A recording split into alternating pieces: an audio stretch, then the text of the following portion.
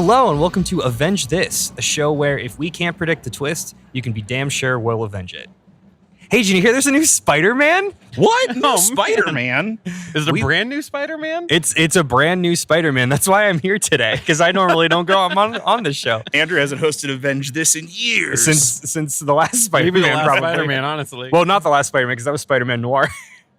That's true. You Yeah, gotta the be last Spider-Man was specific. just Todd and I. So we're talking about new Tom Holland Spider-Man, and as this movie continues to rack up record numbers at the box office during this opening weekend, while Marvel and Sony execs alike order new yachts, we're here to ask the question: are we back? Guys, we might be back. I fear we may be back. I don't want to huff the hopium too much.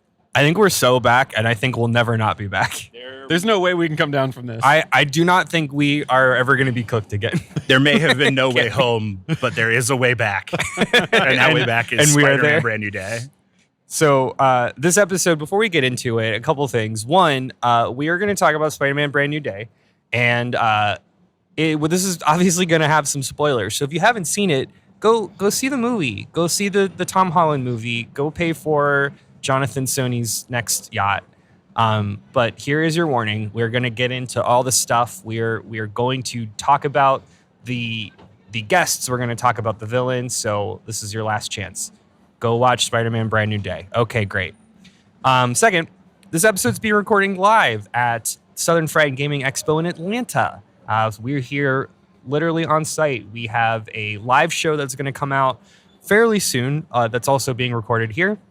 We just want to say a special thanks to the con. They actually set up this cool creator recording space. It's so cool. Yeah, it's pretty neat. Yeah, and a special thanks to Gen X Grown Up, because I believe they're the title sponsor of this creator corner. So genxgrownup.com. Thank you, and we appreciate it because, quite frankly, this is better than the one mic in our hotel room we were going to use to record this podcast. God, we were going to hover around it. 300% improvement. We were going to hover around that microphone like we hovered around that pizza last night.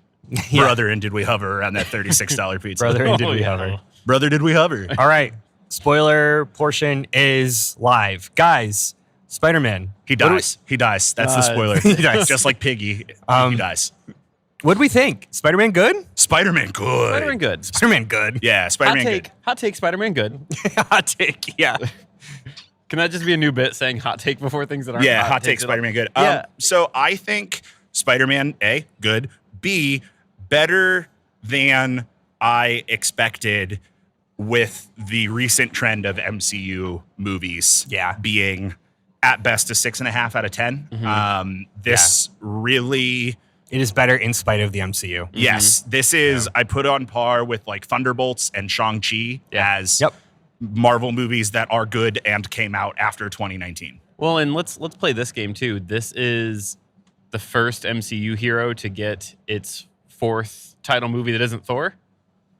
Right? Yes, you're right. And unless you count like Captain America Chris Evans to Captain America Sam Wilson, but I Which feel I like don't. it's a little different. I don't think you can. This is count the that. first title hero to have their own fourth movie.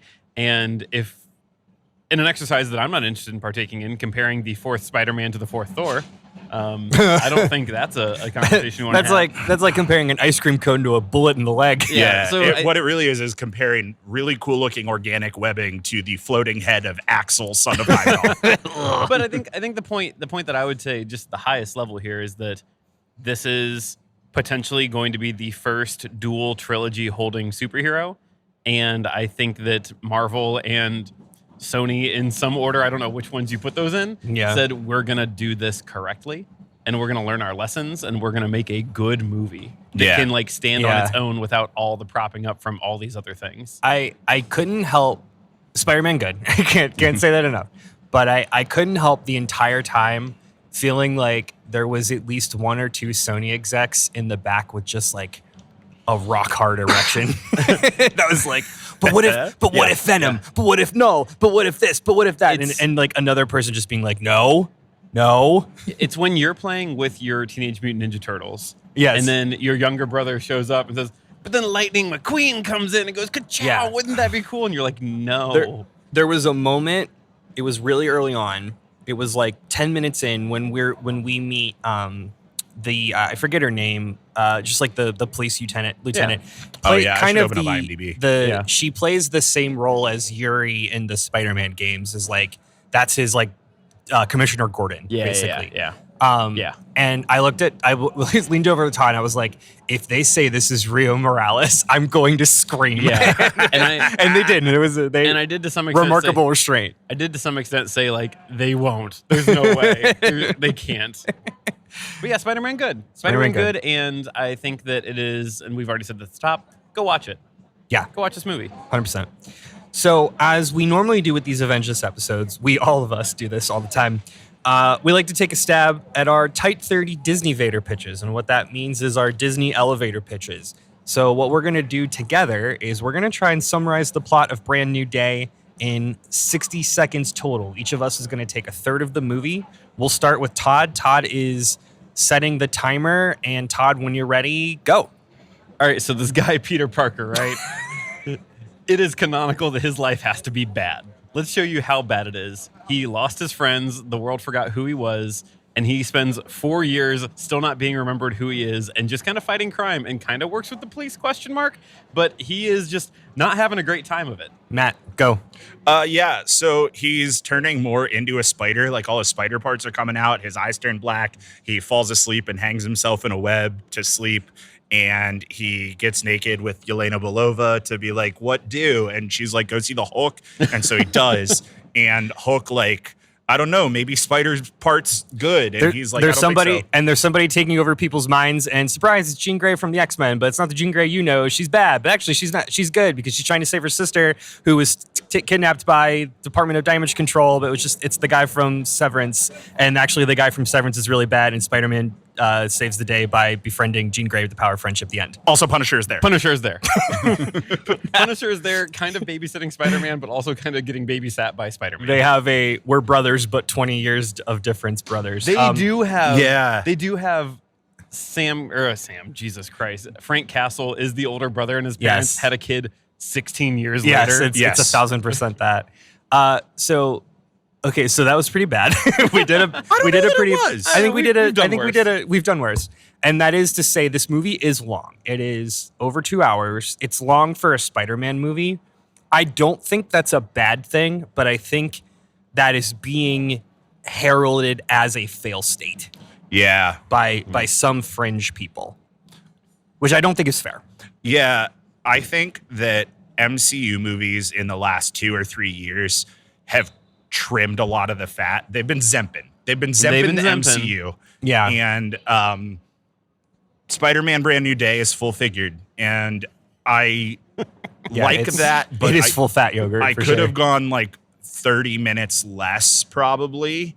But saying that, I don't know which 30 minutes I would cut. Right. And that's the challenging thing. It's like, it's really good content. Yes. So let's get into it. So the first question, just kind of reflecting on, as Todd mentioned, this is the fourth outing as Tom. This is Tom Holland's fourth outing as Spider-Man Peter Parker. Tommy Holly.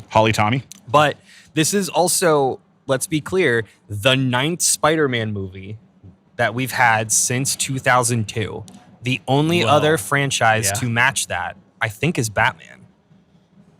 Because Batman also is up to 9 movies, soon to be 10 with The Batman Part 2. And check my math, but I think that's right. If you were to count Into the Spider-Verse and Across the Spider-Verse, this is number 11. I'm just saying live action because you could argue like, well, cartoon movies, but animated movies, but like theatrical releases. A lot of Spider-Mans out there. I think X-Men might also be there. X-Men's got 7 movies plus X1, X2, plus the Wolverine X3, Origins. I think they're up to 10. The Wolverine, Logan.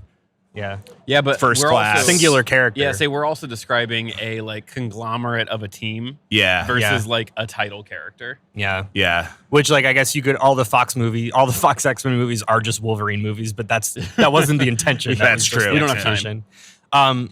So what do you guys feel like is this movie's legacy? Granted, it's been out for 2 days.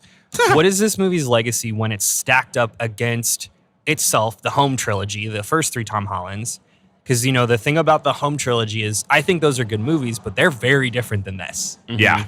And, the biggest piece of criticism from the old Tom Holland movies was, the Iron Boy stuff where like Todd said, Peter Parker was very safe. Mm-hmm. And this is really the first time we see Peter Parker getting absolutely dumped on. Dude, he gets his ass kicked So physically and emotionally. Yeah, in lot. every single way in this movie. So how does this stack up with the other Tom Holland movies? We've got the Raimi trilogy. We've got the two kind of bad Andrew Garfield ones.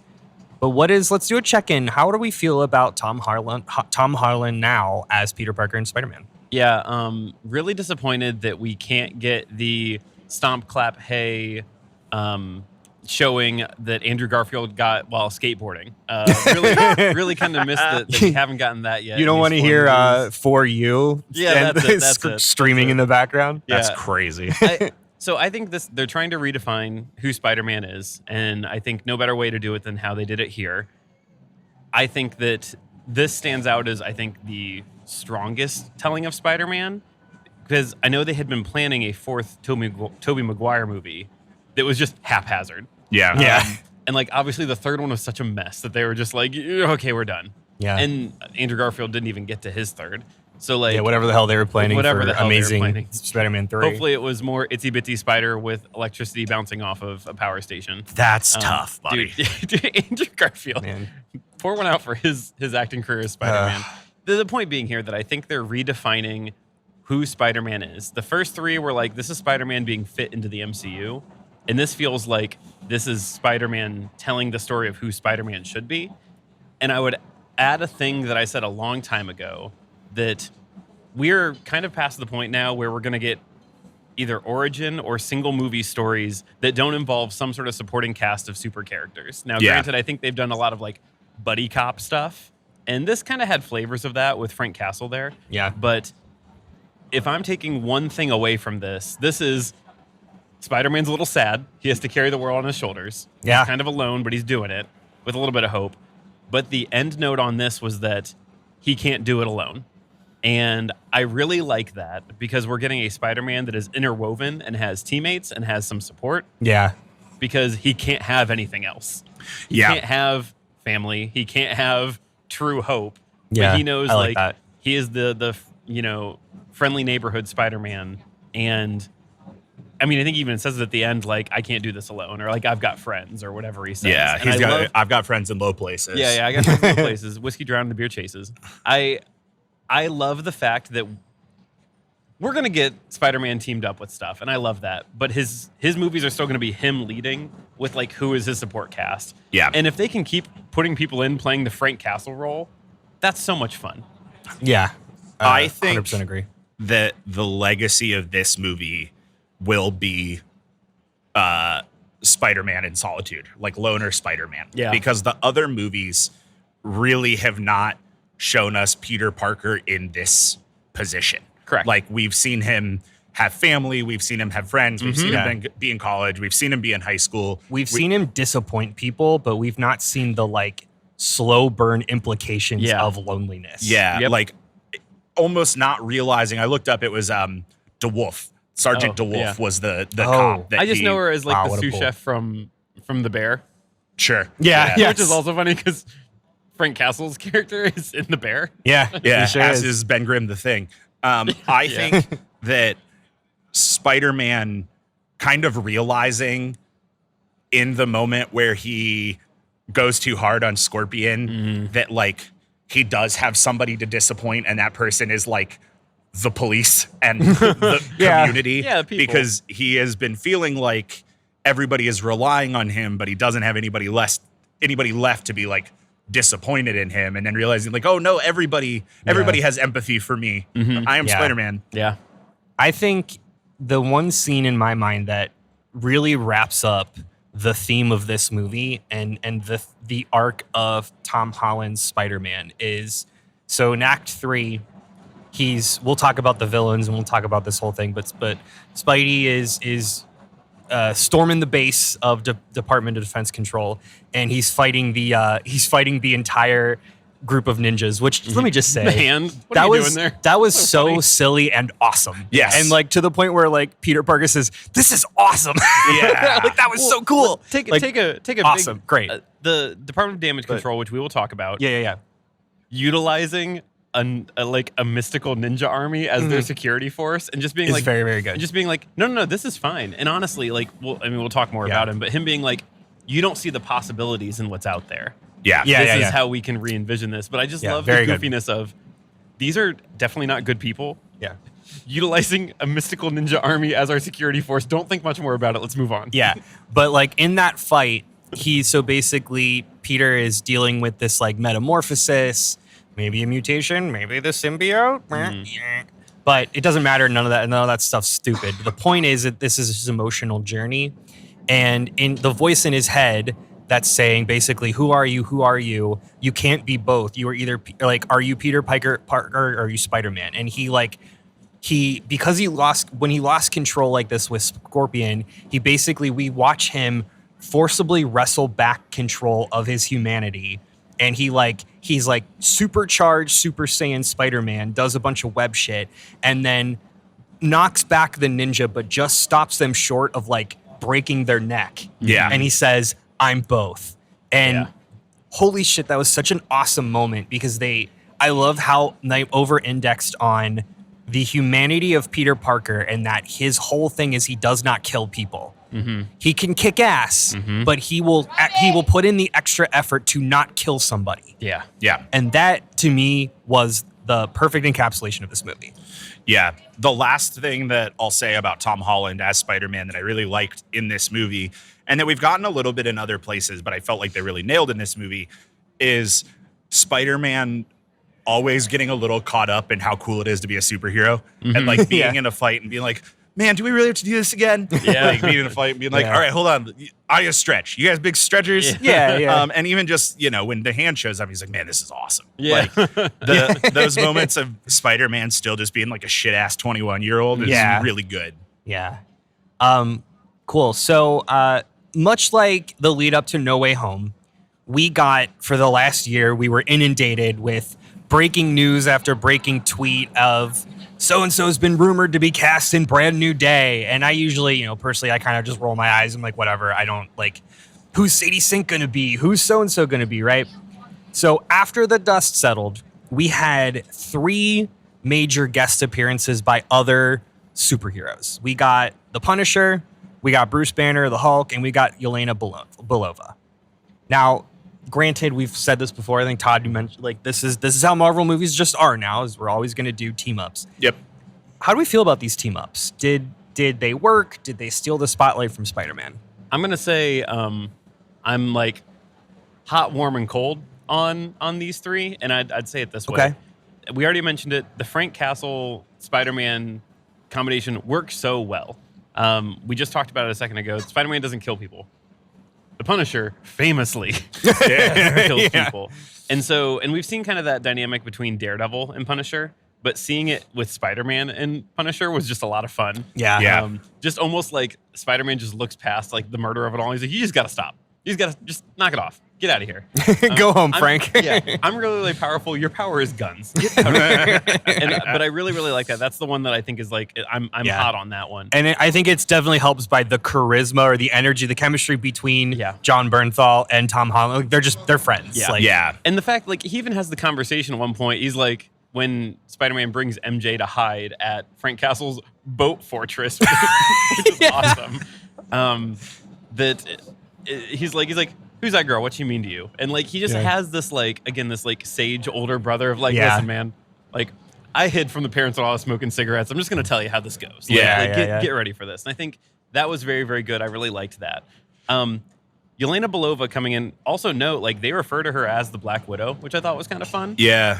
You're right. Yelena Belova kind of playing this like information broker felt a little forced, but I don't hate it. If nothing else, that was a plot device to get them information of like, well, here's what Department of Damage Control is talking about, and here's this. Like, you need to know this, which canonically works really, really well for the Black Widows and everything that they do. So, like that. Also, Florence Pugh.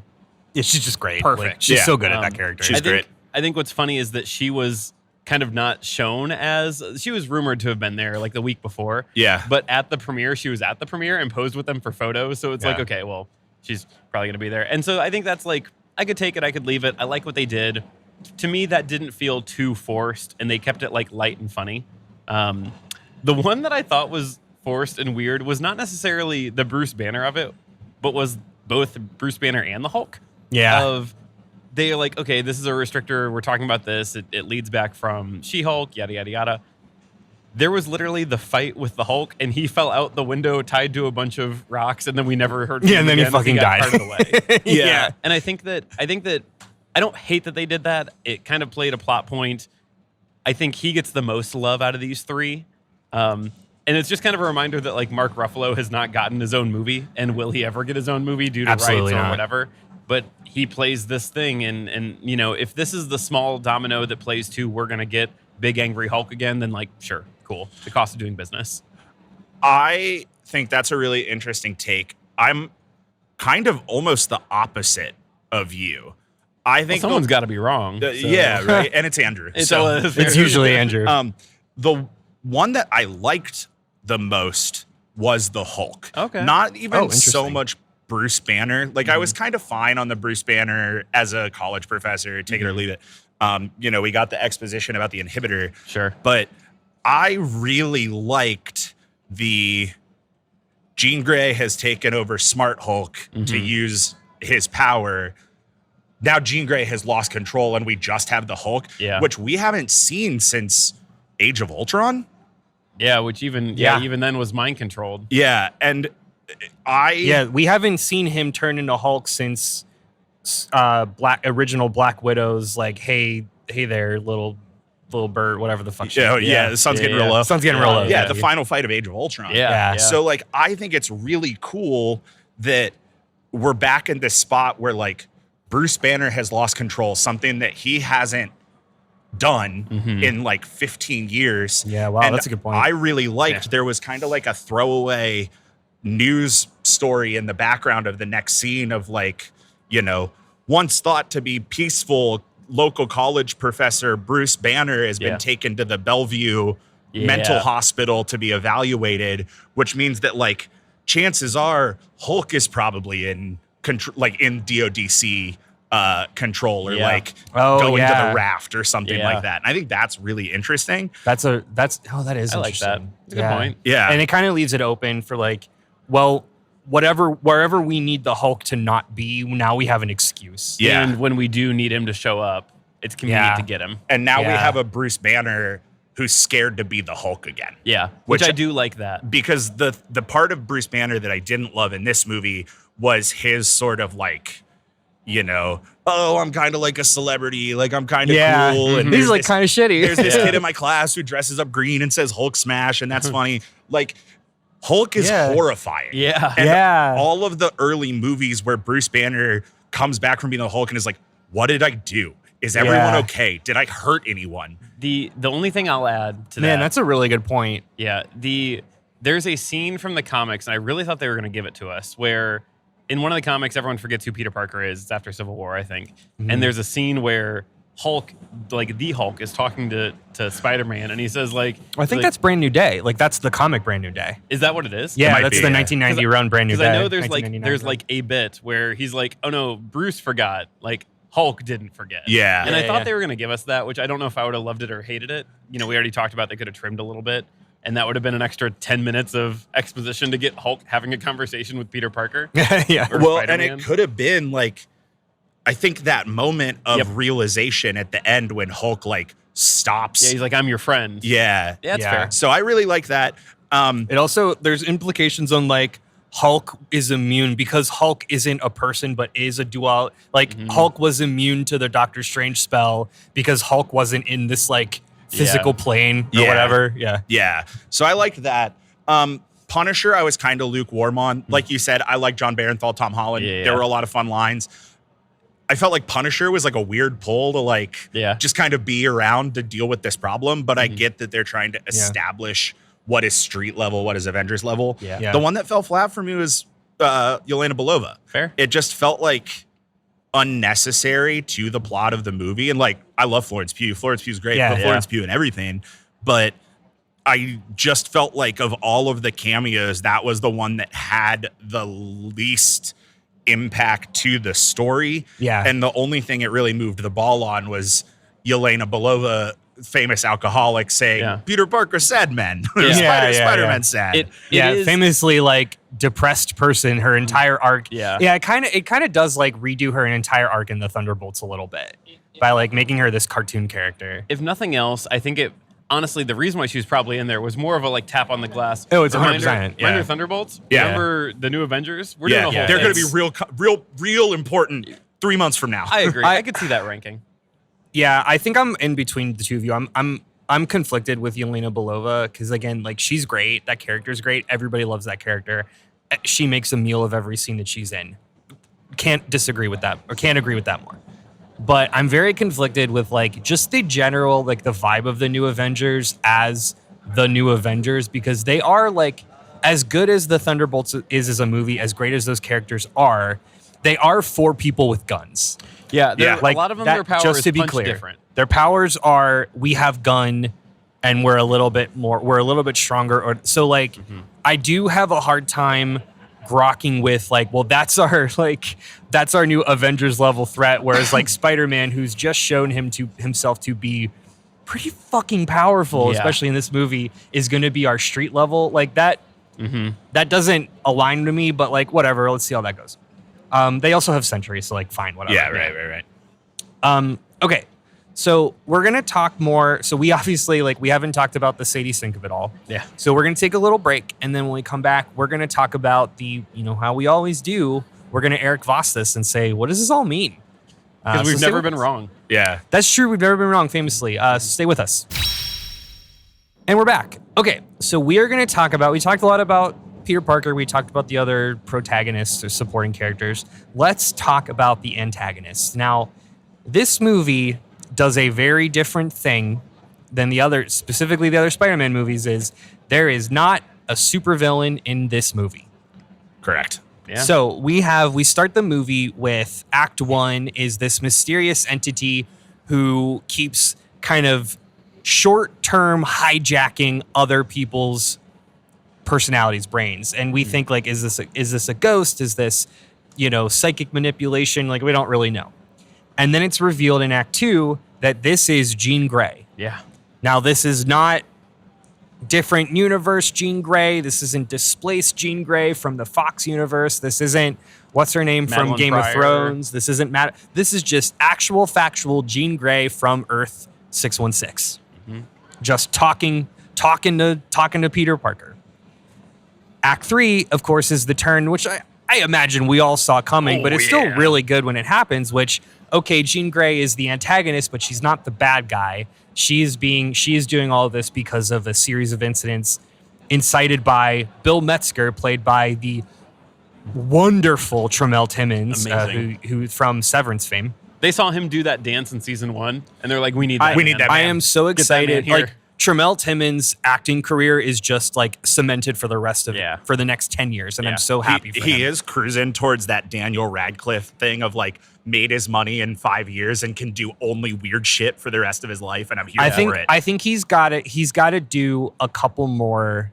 He's got to kill a couple more roles until he can get there. I think he's cemented himself as he is a really good bureaucratic villain. Yeah. Yes. But let's see him. I'm excited to see him continue to develop. But I do agree. So Bill Metzger, helming, he's our new kind of face of Department of Damage Control. He is the one that caused this inciting incident with Jean Grey's sister, who we've not heard about, who's really only just kind of a afterthought in the comics. But basically, yada, yada, yada, Bill Metzger and the rest of DODC kidnapped Jean Grey's sister. She's trying to get her back. That's why Jean Grey is doing all of this stuff. So the Act 3 turn is really the bad guy is Department of Damage Control, and Peter Parker has to save Jean Grey. Which is not a surprise. Not a surprise at all. It's fun that we... And it's not played as one either, I don't think. I would compare it to like the Mysterio face turn. Yeah. Of like, or the heel turn. Like you knew it was coming. Yeah, we all knew it was coming, but it's like, how do they do it? And the how do you do it is, I think, so important in these things because it's not a major surprise when it happens. It's how did it happen? Yeah. Yeah. And I like a lot that we've had Department of Damage Control now since the first Spider-Man movie. Yep. But it's always been like, oh, well, they're kind of the cleanup crew. And I felt like this movie positioned them. I mean, Bill Metzger says it almost verbatim of like, one method of damage control is controlling what does the damage to use it for yourself. Yep. And like they kidnapped Jean Grey's sister in hopes of replicating her powers. Right. Kidnapped Jean Grey in hopes of replicating her powers. Like, I think that's really interesting. Which we really haven't seen since Miss Marvel.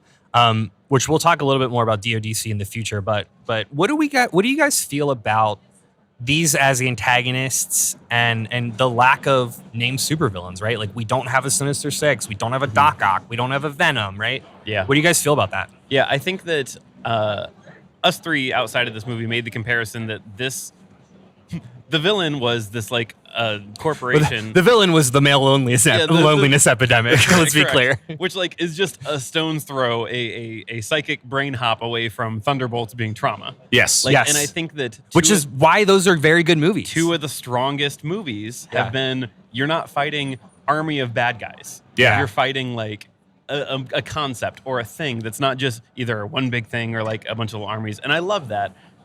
So yeah, the short answer here is like, I really, really like this. They're setting some cool seeds. I think that's cool to see what comes. I will say shout out to the Matt Gargan Scorpion of it all. Yeah. Like, we finally got the payoff of that a bit in such a cool way where it shows Spider-Man fighting him and being like, oh, come on, man, what are you doing? Like early on in the montage. And then later when Spider-Man kind of breaks bad, he like beats the tar out of a brain-controlled Scorpion, throwing him into a police car, which is one of the most like rad moments of the movie. And then once both Scorpion snaps out of it and Spider-Man snaps out of it, Scorpion's like, Spider-Man, what happened? Like, it's almost this energy of like, you're just supposed to punch me a little bit and like arrest me. What are you doing, man? Yeah. And I think that is both such fun like character development, showing that Spider-Man has this on the ground, street level superhero bit, and also like everyone knows that Spider-Man doesn't do this. Yeah. And so they created this villain of not only being this like corporation, but also who Spider-Man was turning into, which are two things that had to come to a reckoning together. So I like this. Would I like it to be every time the villain is capitalism, like, or war crimes, like not necessarily depression? Yeah. But I did really, really like it the way they did this because it was different. And I think that was fun. Yeah. Yeah, I agree. I feel like this movie let Peter Parker be the main character. Yes. And one of the Well problems with a lot of MCU movies is that they want the title superhero to be the main character, but they also want to establish the villain as a secondary main character to give credence to the conflict between the two. Yeah. They're constantly chasing that Killmonger. Yes. Yeah, man. Yeah, And you're so this movie just let Peter Parker shine as the main character, and I really liked that. I do think it's interesting that like this Thunderbolts, even Shang-Chi in a way, like the villain being familial trauma, like the struggle of the superhero is more interesting than the bad guy they punch. Yeah, that's so good. And so many Marvel movies have missed the mark on that one, and this one really did it. Yeah. This one put things like antagonists in front of Peter Parker that allowed his character to process that struggle in a way that made those antagonists impactful to the story, as opposed to forcing antagonist impact on the story to replicate struggle for the hero. Yeah. Yeah, totally agree. Well said. When we record this podcast before 8 p.m., I sometimes can string a sentient thought together. Hey, I love that. Yeah, I have nothing more to add. I agree wholeheartedly. So good. It's been 87 years, Give or take. but we have X-Men. Mission accomplished. Banner comes down. We did Ladies and it. gentlemen, we got him. Ladies and gentlemen, we got him. No post-credit scene. No multiverse chicanery. We just have actual factual Jean Grey talking to our Peter Parker. So, knowing what we know about Avengers Doomsday, and how that includes the Fox X-Men, what is this getting to? I think the highest level, so it has been confirmed that Sadie Sink is in Secret Wars. She is going to be part of that filming.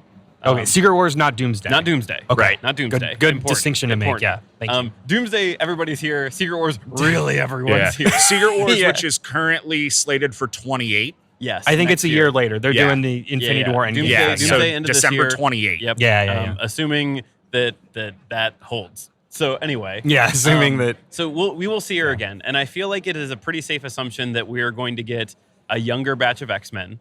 If I got to choose what I want that to look like, I want to lean more first class.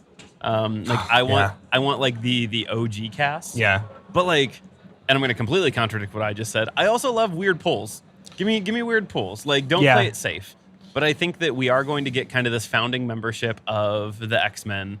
When you say the OG class, what does that mean to you? Because So- I think that's the other challenging thing. Correct. is- I would say like when I think of the OG, I think like the original 5 or so when Jean Grey was like Marvel Girl. Yeah, because I would I think, argue that's the OG, but that's certainly not the most exciting. Like, Sure. But I think that's where I say like I'm also But, yeah. reserving this ability of like bring me some weirdies. Like Yeah. we're not gonna not get a Wolverine. yeah. Like, So you that would be can't- like Beast, Iceman, Yep. Angel, Yep. Marvel Girl, and Cyclops. Yeah, if we were to all blind rank 8 names that we think are going to be there, we're going to get 5 or 6 of them to be Yeah. the same. And so I I think think you're that right, we're though. going to establish some sort of a team. I love that they're doing it with someone who's got this like weird trauma that's already tied to the Department of Damage Control, which we're going to talk about before we're done here. yeah. And I think that if nothing else, we're going to get this established class. I'm a little curious why this is the first time we're hearing of Jean Grey. Like this kind of feels like the 616 universe as we currently have it doesn't have a Xavier school for gifted youngsters. Right. And I think I'm cool with that because they're going to do something different down the line. But yeah, I think that this is going to be the start of a little team.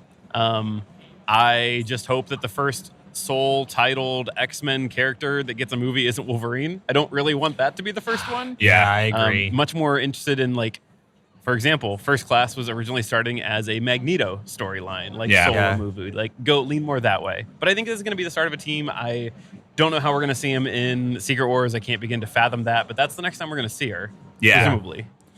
I saw literally this morning that Samara Weaving has been confirmed as Emma Frost. Yes, I also saw that. Who's that? She's an X-Men villain. No, not No, Emma Sue Frost. Samara Weaving. Oh, she was in 3 Billboards Outside of Ebbing, Missouri, and she's been in the 2 Ready or Not horror action flicks that have come Okay. out. Yeah. And I think that she might be popular for something else, but I don't know what it is. I recognized her like tangentially. Yeah. So my hope Okay. is that we're not going to get a lot of new X-Men content until after Secret Wars. Yeah, oh yeah. And yeah. if Secret Wars ends in and the Fox X-Men explode, like, I'm happy to have new X-Men. Yeah. I think if I had to guess, I would bet that the new MCU X-Men lineup matches pretty similarly to the X-Men 97 lineup, I wouldn't as disagree that with has that. been pushed Yeah, pretty hard. So that being the like Wolverine, Storm, Cyclops, Nightcrawler.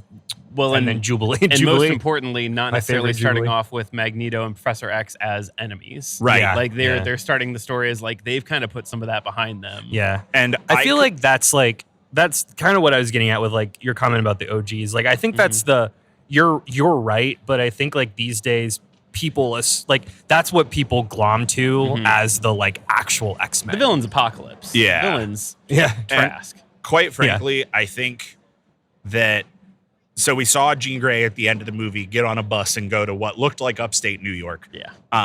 And maybe she bumps into Charles Xavier. Maybe they start a school. I don't know. Yeah. I do think that it's going to be pretty hard for them to do Magneto is a Holocaust survivor, and that's why he hates everybody. Yeah. But Yeah. I do think they're setting up the DODC to be the kind of department that could be holding on to a young mutant Yeah. with Yes. magnetic powers who busts out after being tested on. Yes. And I could see that being sort of a catalyst, right?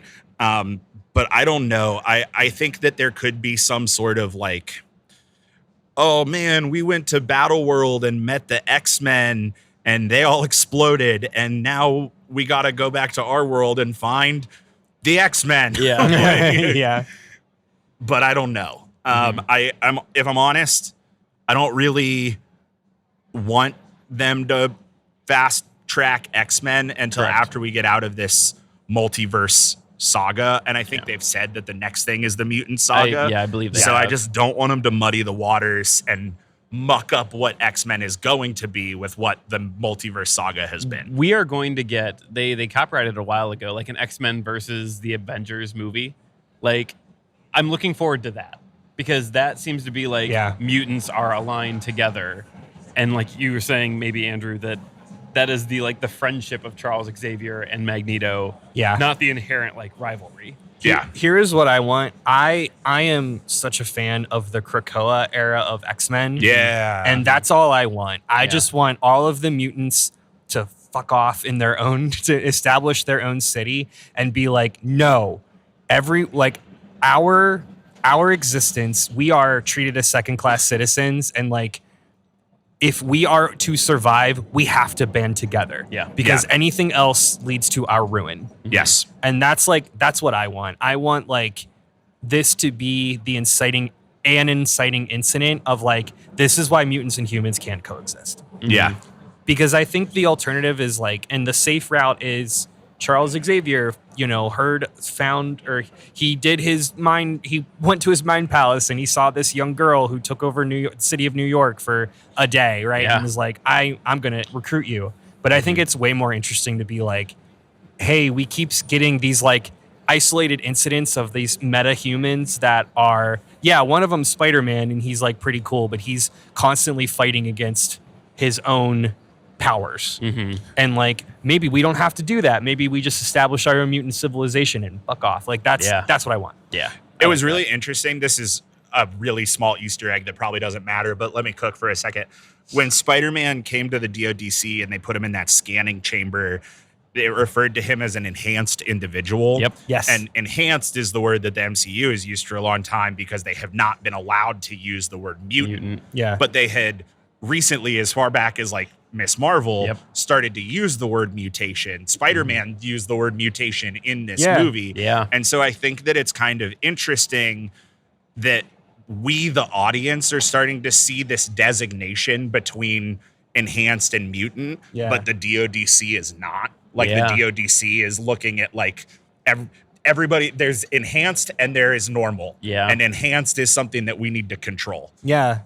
And there's also, I could see them, again, if they go down this route of like, where do they draw the line? Because I love the idea that Spider-Man gets an invite to the mutant barbecue, but Captain America doesn't. Yeah. Sure. You know what I mean? Yes, absolutely.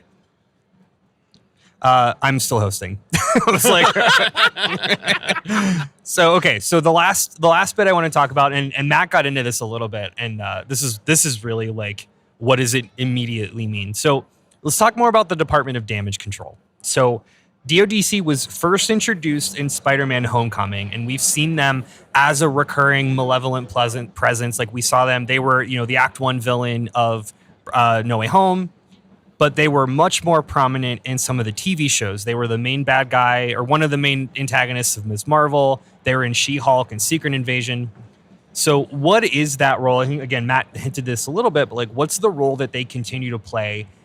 And then how do we get there? And then where are we going with them? I heard your first two things that it showed up. What was the third one? Secret Invasion. I just hear this like high pitched whine. Oh, whenever- yeah. I don't. The audio it's is so usually weird. cut out. It's the one that they shot Maria Hill in the first episode. It's yeah, that one. I don't remember. And then that. they ended up with what's her name's big beefy chunky beefy arm. arm. Yeah, Yeah. I don't. That one doesn't ring a Gamora bell. That show was that? is so fucking Also, bad. Department of Damage Control is a magic card, so Hell yeah, man.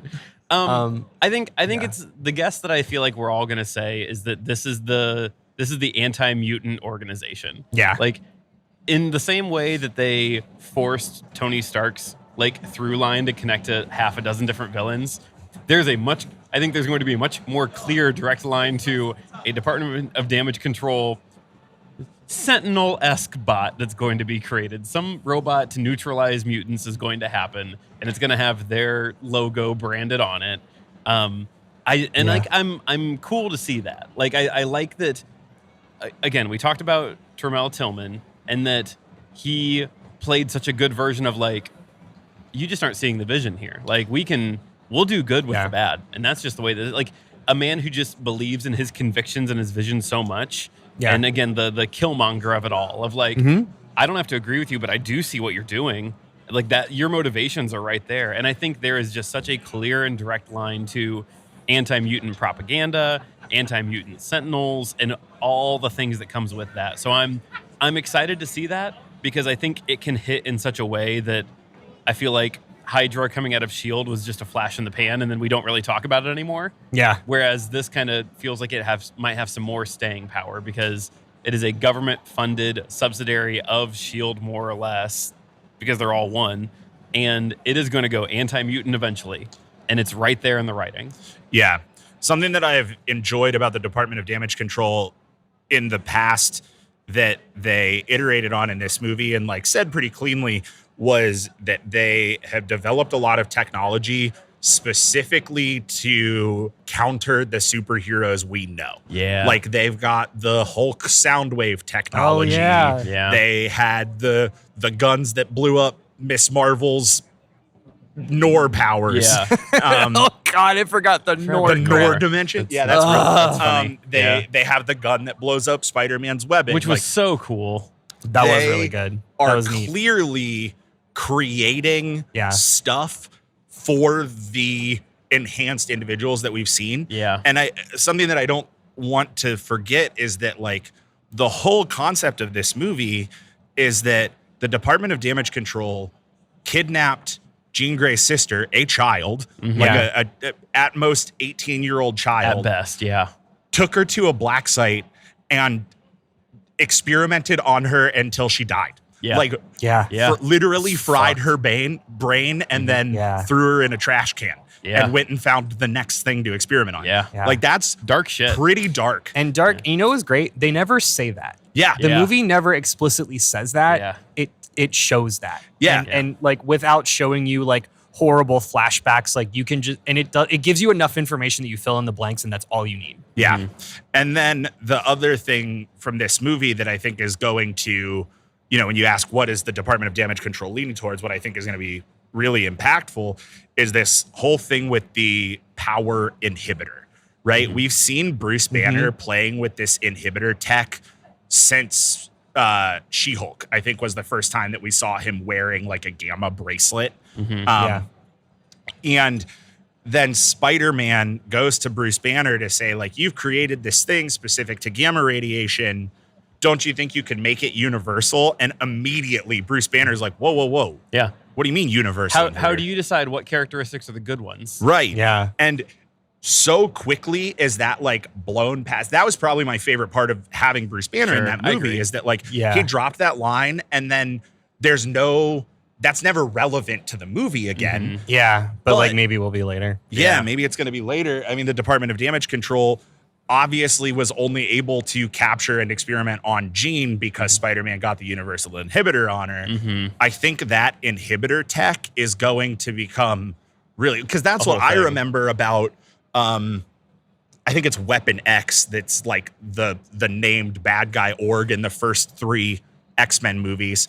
They've got the collars that like shut down mutant powers. Yes. Yeah, you're right. You know, we see the like, they put one on. Oh no, that's Leech, the kid who steals powers. That's what makes the Juggernaut get stuck on the floor. Yep, you're circling the drain on the same thing. I love X-Men so much. And I completely forgot about that. Much like we will get Sentinels, we've got those like the control collars are like baked in, ready to go. Yeah. One thing I want to, looking at Department of Damage Control, I think in looking back on the many crimes that MCU has done since Endgame, I think one of the things that they haven't been able to do was set up an appropriate successor to S.H.I.E.L.D. Yeah. And I really do let me say that again. I'm interested in DODC being the next S.H.I.E.L.D. and kind of towing that line because I keep coming back to like, Tony Stark would be all in on this. Yes. Yeah, You know what I mean? yeah. Like Early, maybe like- not like torturing a young Yeah. girl, but like Pre- up until then. I would say the beginning of Iron Man 1, Tony Stark, absolutely. Yeah. And then once he got turned around to like, I got to build a suit of armor around the world. What is Right. what does that cost? I don't Right. care. It's got to get done. He's back in on this. Yes. Well, and he funded Department of Right. Damage Control in Yeah. the first Avengers. Yeah, that was a movie. whole Yeah, set. like let's not let us forget that. And Yeah. I think it would be really interesting to keep having Damage Control toe that line, and where we see like Sam Wilson fighting for Damage Control, where we see a lot of the like The new Avengers. the cop Avengers fighting for Damage Yeah. Control. There's going to be a greater good, like through line sales pitch on this over and over and over again. Yes, and that's I think good writing. That's what I want to see. All right, we've got one closing question before we get there. Any last minute thoughts you want to talk about Brand New Day? Just a fun movie. Just a Yeah. fun movie. Like there's, Yeah. I'd say a fun movie and a complete movie. Yeah. They threw everything in the Sadie Sink at it, and I think that was good. Yeah, man. Nice. Spider-Man Brand New Gray. Yeah. So let's close with this thought, and this can be about the movie, cannot be. And Matt had posited this earlier, so I can't take credit for this. If someone has never seen an MCU movie and said, I want to watch one MCU movie, what should I watch? Is it this movie? Why or why not? I'm just gonna let Matt answer this question because I think he had listeners, we discussed this over coffee this morning. Yeah. And I think Matt had the most salient view on it, so I'm just gonna pass the ball. So I think that getting into the MCU in 2026 is tough. It's like watching One Piece. It's exactly like watching One Piece. You made a James Bond comparison that I thought was very apt. Yeah, that was so good. like I started watching James Bond movies with my dad in the early 2000s.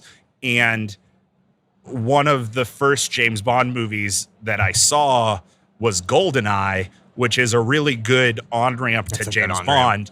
One of the second James Bond movies that I saw was From Russia with Love, which is maybe the worst on-ramp. Which is to very James much Bond. not a good on-ramp. And so something that I thought for a long time is like, okay, what is the movie that you introduce somebody to the MCU now that we are literally 18 years into this monster? And for a long time, my answer was just start with Iron Man 1. It's a great movie. You get what you need. If you like that, you'll like the rest. But the thing is, that movie's not relevant to where the MCU is anymore. And so after that, my answer was 2012 Avengers.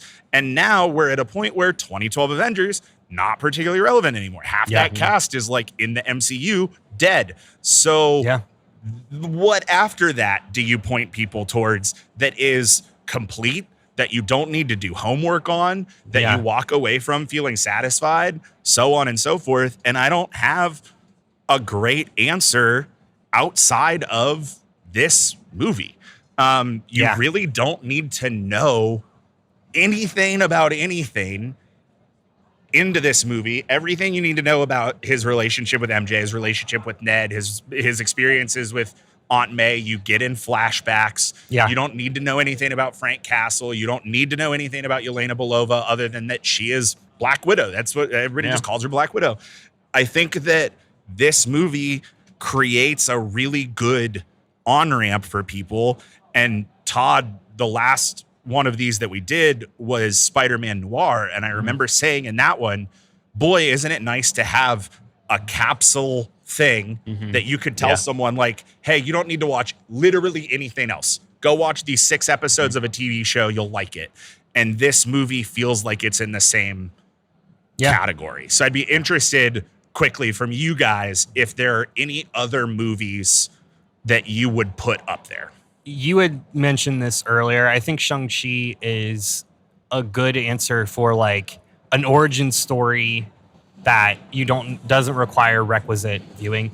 The challenge to that is Shang-Chi is also not relevant at all. Yeah. Because we haven't seen that character. Correct. My answer was Guardians 1, which I still stand by, but again, the con is for all the same reasons that 2012's Avengers. Like, most of those characters are dead and never coming back. Yep. Yeah, I can't say better answers than those two. I think Matt gave the right answer. I think Andrew gave answers that sit on the second place part of the podium. if we're talking about third place, the Black Panther was a fantastic origin story. Chadwick Boseman is not playing that character as he has passed away. Yeah. So that's kind of falling under the same category as like this character is not really around, but it was just such a good movie. And again, this is in the distant third category. Thunderbolts is not necessarily... There's a bit of homework that probably goes to that to help contextualize a lot, but still a very complete movie, more or less, of like, this is your new team of Avengers. Yeah. And, you know, aside from all the faults that you listed, Matt, 2012's Avengers, still like a great option if you had people, because if you have someone who is at least a loose concept of an idea of Marvel superheroes as a thing, you could put them on that. Yeah. And they would at least walk away with something. But I think these are the answers. Let me give you one more question then. What's the worst movie? MCU specifically, post 2012 Avengers. What is not the worst movie in the MCU, but the worst introduction? If you were like, let's sit down and show you your first MCU movie, what's the worst place that you could drop something? Ant-Man 3. Ant-Man 3, So both bad. joking and serious. Ant-Man 3 because you have no context. Yeah. Ant-Man 3 because it was not a great movie. And that movie is nothing but references to things that have come or they want to have come. Yeah. I would say another good answer. I mean, Endgame, if you just show up to just with no context whatsoever. But Endgame also is just this blockbuster of a movie. Yeah. Yeah. I think my answer is, ironically, No Way Home. Yeah. That's I mean, Yeah. if you haven't seen anything, that's pretty tough. Because That's that just whole noun movie, soup. that whole movie, while that movie is a very good movie, that movie assumes you've seen all of the other Spider-Man A lot movies. of things. Yeah. Yeah. I would It's very funny. give my answer, and it is one of the MCU movies that I like a lot. But I think if you showed somebody their first MCU movie and that movie was Multiverse of Madness, they'd never speak to you again. Oh, man. Look, they're blocks now. Now they're goo. Yeah. Now they're in another really world. funny. Who is this evil woman, and why is she chasing this woman, this daughter? Does that guy have an eye on his forehead? Are they fighting with music? That's a really funny, fun question, but also like it's so many good answers. I mean, for it. similar answer. The Marvels. I feel like the Marvels is actually one of the better encapsulated on-ramps. Like, you're in and out of that bad boy in 90 minutes. There's not a lot of questions. I think at the end. Marvels You just don't like isn't a very compelling You don't understand movie. how anyone got here, but at least you kind of get what's going on. Their powers are connected, whatever. It's a good example of like, hey, would you like to watch a completely mid movie? Yeah, 6 out of 10. Yeah. Just to give you a shout out, Matt, the thought exercise of what's the worst movie That's shows really with no good. It's context really good. is so fun. Yeah, that's coming back. Coming to a debate this episode near you. Great. Hey, thanks so much. Good couple shout outs. Thanks one to Southern Fried Gaming Expo. If you are in or around the greater Atlanta, Georgia area, can't recommend this con enough. It's been this is our second year here, and we've had such a great time.